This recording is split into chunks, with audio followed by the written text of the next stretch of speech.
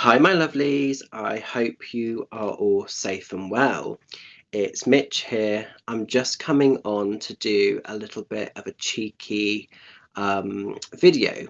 So I've been asked, or it's been requested, can I do a video, like a sort of basic video, talking about what I do, how I work, what my role is within the spiritual sort of community, I suppose, or how I work as a spiritual medium and a reader. And what does that truly mean? What does that truly encompass? What is that really all about? Because I've done quite a few videos where I've talked about particular subject matters, quite a lot of my experiences as a medium, but somebody just wanted a more generalized sort of video done. So I thought, sure, why not? Let's just do it. Let's put it out there. So, primarily, then, who am I? So, for those of you that know me, or maybe you don't know me, I am Mitch Garlington. I am a spiritual medium, psychic, and tarot reader. I'm also a Mel Witch, an author, a violet flame healer, and a celebrant for hand fastings. And I can also do passing, crossing over funerals and things in ritual and ceremony. But primarily today, I want to talk to you about how I work in my readings. So, how I work as a spiritual medium and a tarot reader. So, for me, the concept of like the end with death just never was. As a child, I always felt, even before I really understood what mediumship was about, that there was life beyond this physical world. And as kind of the years went on, I started to have my own connections, my own experiences with spirit. And, as I became a lot older, I understood everything a lot more clearly, what was happening, what was going on, and what had been happening in my life as a child. I'd realized that I had been linking with spirit for all those years, but never fully understanding it. But how do I sort of use my work in an everyday to day sort of practical experience? Well, with readings, for me, it's no greater gift than to be able to give a piece of a loved one's energy back to them. And when you book a session with me, I don't give any false information. So what I mean by that is I can't tell you what I don't feel firsthand. So if I don't feel a loved one stepping in, that's not to say that they're not there, but I will never make stuff up. I will never sort of bullshit people. I've got to keep my work ethical and I've got to keep it real. So there are many times when, for whatever reason, a loved one maybe hasn't been able to link in as fluently as a client was hoping for. And, often get those sort of people messaging me, you've come highly recommended and everything else. And if someone's had an amazing experience within my work, then that is amazing for them. And I'm so pleased that my work enriched and touched that person. But every time I do a reading, it has to be perceived as an experiment. It has to be perceived as for entertainment only, because that is the law, but also it safeguards both myself and the client. And there absolutely is no guarantee. I cannot just necessarily pull a rabbit from the hat. I would love to be able to do that, but I can't always. So I don't ever claim as a medium to be able to bring back your loved ones. What I can do is reconnect and give you a piece of that eternal spirit. So that eternal spirit that we all have within us, and that goes back to source, the universe, the spirit world, the higher ascension, whatever you want to title it, whatever you want to call it. That is where I'm tuning in, and that is what I can pick and give. And when spirit align and they create a situation where you can give back pieces of evidence, validation, reassurance that your loved ones live on, they're safe, they're okay beyond this earthly realm, that is when true spirit magic happens. And it's the greatest gift to be able to give my clients when it happens in those moments. And it doesn't always happen, but when it does, it's really powerful, particularly when spirit allow you to work on a deep level and they can bring in those feelings of personality, situations of passing, real important dates and names and pieces of significance. When you get all those fine details, that's when it's like, whoa, that's a pretty powerful thing. Now, how I work as a reader, I merge mediumship with tarot, and a lot of people don't do this. A lot of people will either read just the cards, just the tarot, and tarot is great. It's like a roadmap of life. It gives you direction, it gives you life purpose, it shows you what opportunities could be available. That doesn't mean that everything is set in stone and it will happen this way and it will happen like this, because of course with any type of reading we have our own consciousness, we have our own free will, and that plays a massive part of what comes to be. So if you have a reading and it says all this great stuff is going to happen, but you haven't left the sofa in a month, probably none of it will happen, because your own free will has dictated what way that energy played out.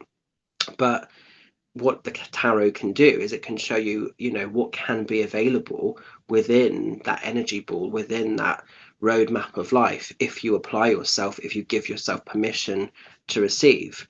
So you often find with readers, they will either do a whole reading where it's pure mediumship, direct channeling from spirit to receiver, or you get a situation where it's all tarot. So to actually blend and merge the two, not a huge amount of people do that.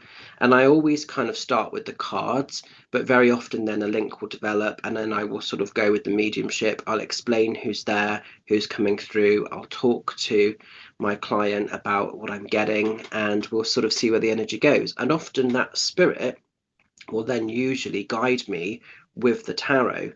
And that's quite lovely, to not just have the connection and the reassurance of your loved one coming back to you in a sense, but to also have their guidance and their input on the cards, as well as what the cards independently are sort of showcasing and telling me, is quite a lovely thing. So I love to be able to work in that sort of way, because I think you get the connection, the validation of your loved one in the spirit world, and that proof that life continues, but you also get that confirmation of what's happening, what's going on with you right now with the cards. So it's a lovely way to work. Another way I work as being a spiritual medium, as a lot of you guys know, I'm on tour at the moment and I'm planning a bigger tour for next year. And my tour, I call my tour Spirit Magic. And the reason why I call my tour Spirit Magic is because I feel to be able to reconnect you with your loved ones that live on in spirit, for me, that is pure magic. That is pure sort of connection. That is just an amazing thing to be able to do.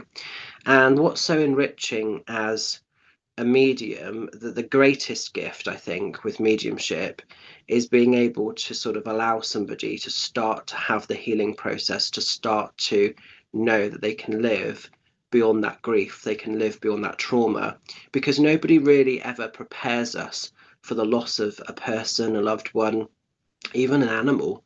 We're never taught as we grow up, we're never prepared for that until it happens, and it's such an alien concept, and a lot of people just find themselves in such a dark hole, and they have no sort of survival skills to get out of that. I've seen so many people go through such tragedy, such loss, and such trauma, and in some cases they haven't got the coping skills to sort of get back out into the world. They don't allow themselves, and your loved ones have pretty much the same type of personality that they did when they were alive. Some people heal and some people work on themselves a little bit, but generally it's a similar sort of personality. So your loved ones wouldn't have wanted, for the most part, to see you being punished when you were alive. So why would they want to see you punishing yourself, as they've passed over? They wouldn't want your sort of own spirit to die within their grief, or the grief that you carry for them, I should say. So, one of the most important things that spirits say to me is, it's okay. I'm pain free. I live on. My essence continues. And there will be a time when you're reconnected with them. So, this human experience is very much just that. It's a human experience and it's temporary.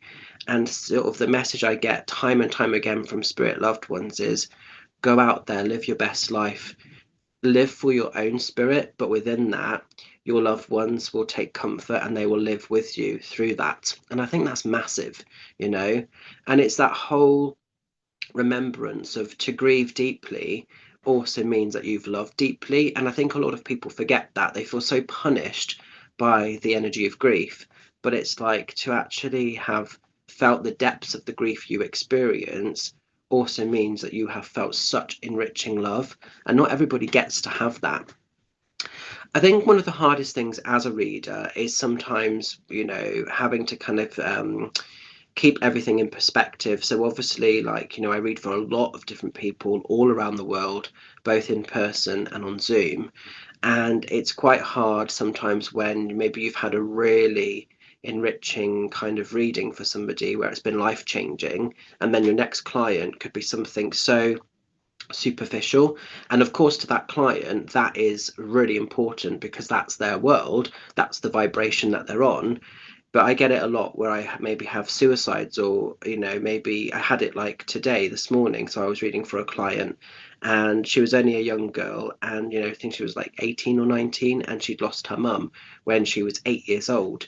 So, and it's been a trauma that's kind of stuck with her ever since. And her mum was there, her mum was coming in, dates, names, information, important things that have been going on in the client's life. And it just gave my client such reassurance that life continues beyond this earthly realm. And it was such an amazing reading. But then you go on to do another reading where, like I say, it can be quite superficial, and it's like, I don't know, it's worlds apart sometimes, but it keeps it, as me as a reader, it keeps, I think, life in general in huge perspective. And I try to live in the vibration of gratitude, and it isn't always easy. It can be hard, but it's very humbling. But the greatest gift with my work, whether it's on stage or whether it's privately one to one, is essentially to always leave people feeling better than when I first found them. And if I can say that I've done that, and if I truly have made somebody leave my show or leave the reading feeling a little bit lighter, a little bit better than when I first found them, that's the real job being complete. What's lovely with my tour, and people sometimes have been saying, oh, you just fancy yourself as a bit of a big shot, getting into some of these big theatres and these big venues. And it's not about that. But I love to actually be able to touch people's hearts on a mass scale. And so, Spirit allowing me to have the experience of going into sort of bigger venues or going into theatres, it allows me to sort of in touch and enrich people's life in a mass way. And a prime example of that was the other day. So I did Foxy's Den, which is not a theatre, but it's a beautiful sort of performance space and venue.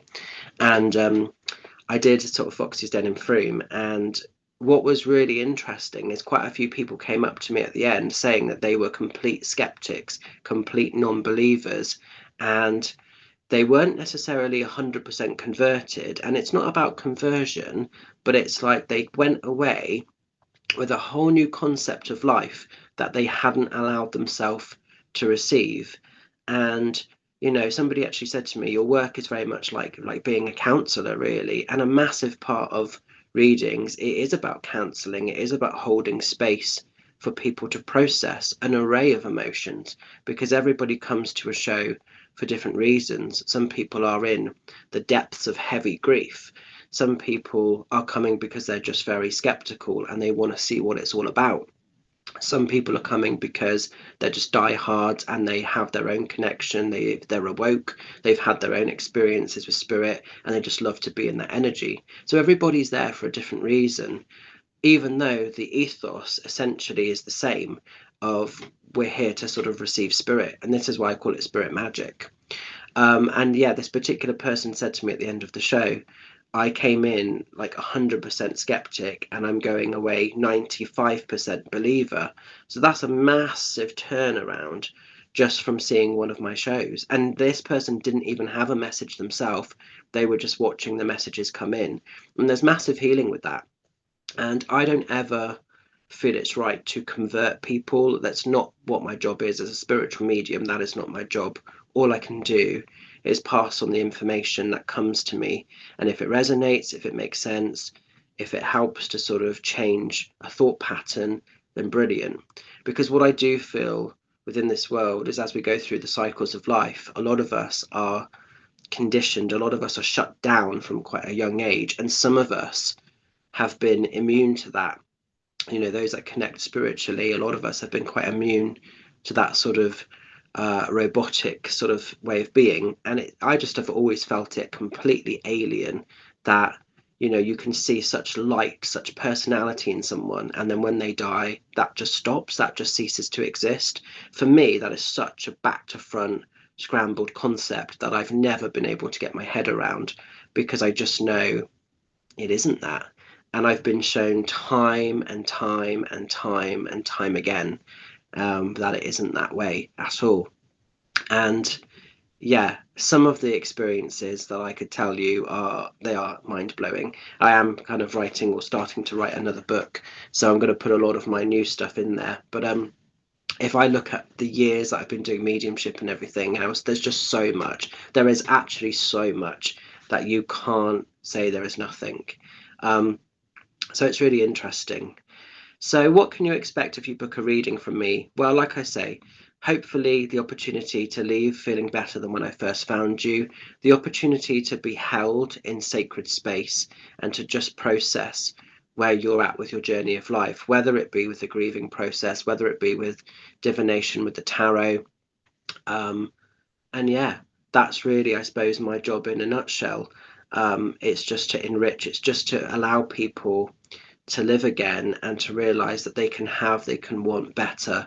Because a lot of the time, the people I'm talking to, they've given up, their spirit is in a place of limbo, or they just feel like they're existing, or they've lost themselves in the process.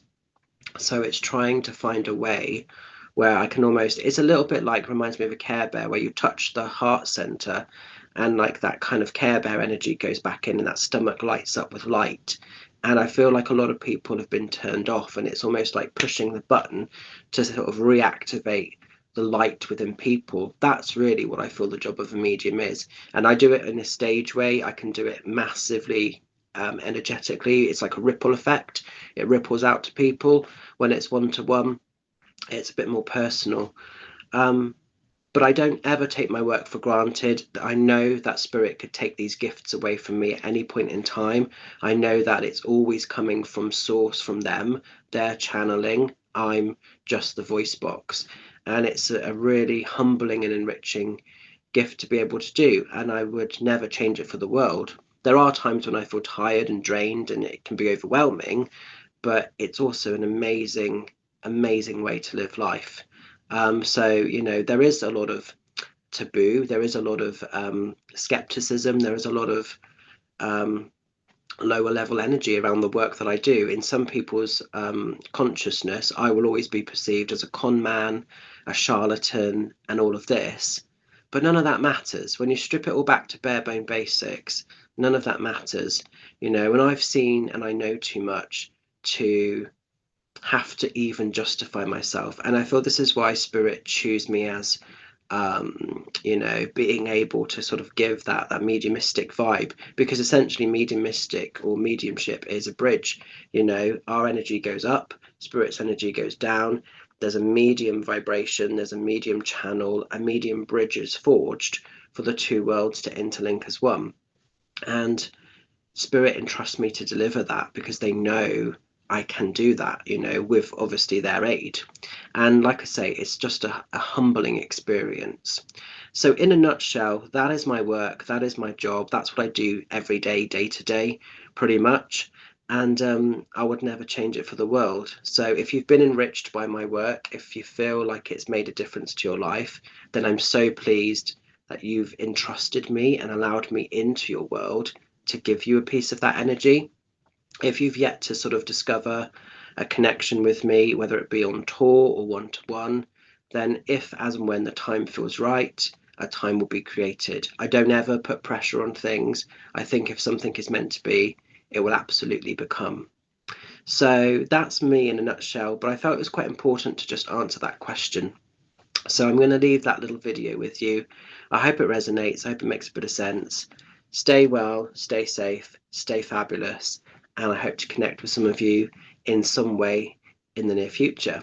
Much love. Take care. Bye for now.